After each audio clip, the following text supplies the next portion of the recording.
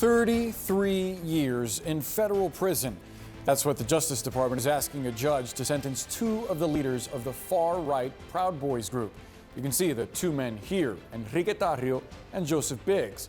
They were both convicted in May of seditious conspiracy for plotting and leading the crowd at the January 6th Capitol riot.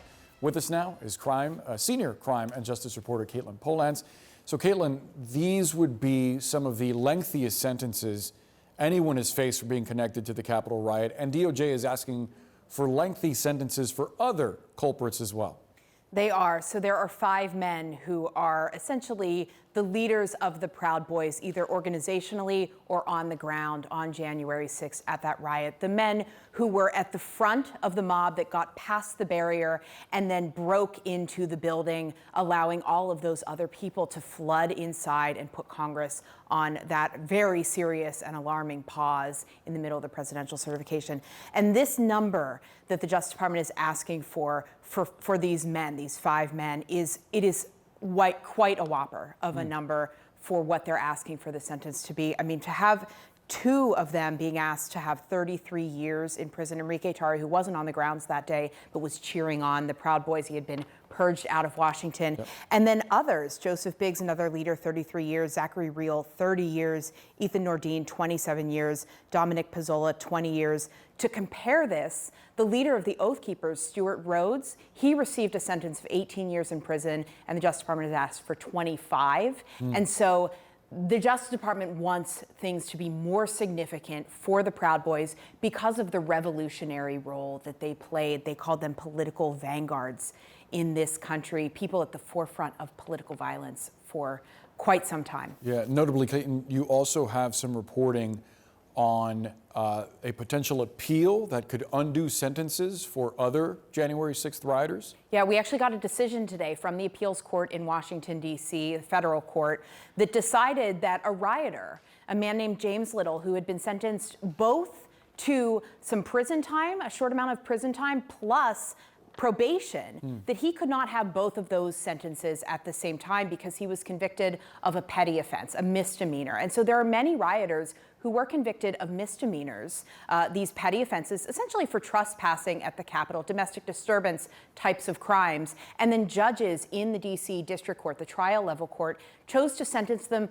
quite harshly because they wanted to both put them in jail and also give them probation so they'd stay in the system.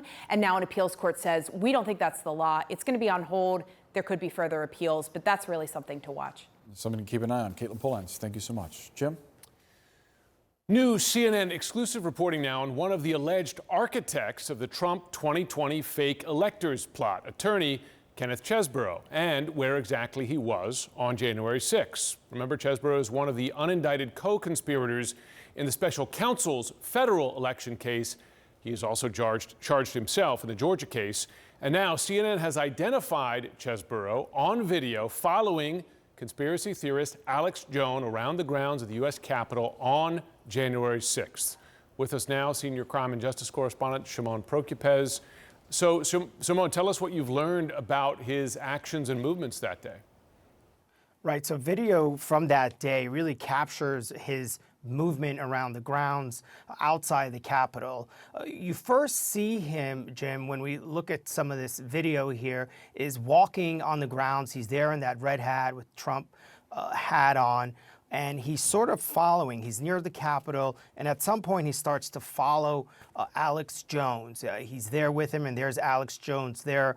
Of course, he's one of the loudest voices here, one of the leaders of the Stop the Steal movement.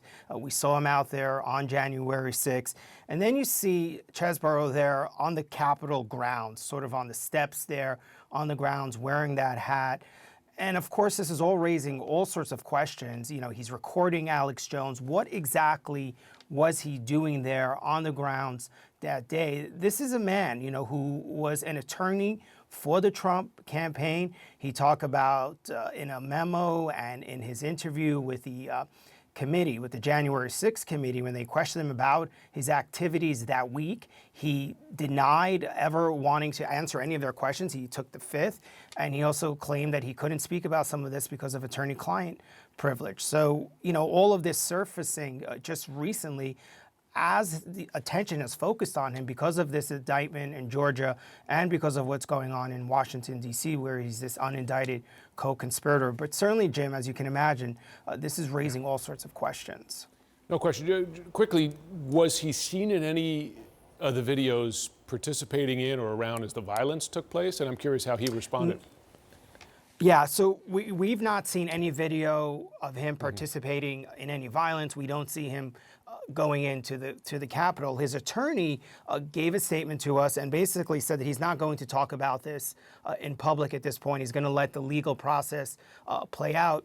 I should note that he's one of the defendants who's expected to turn himself in to Georgia officials later next week, Jim.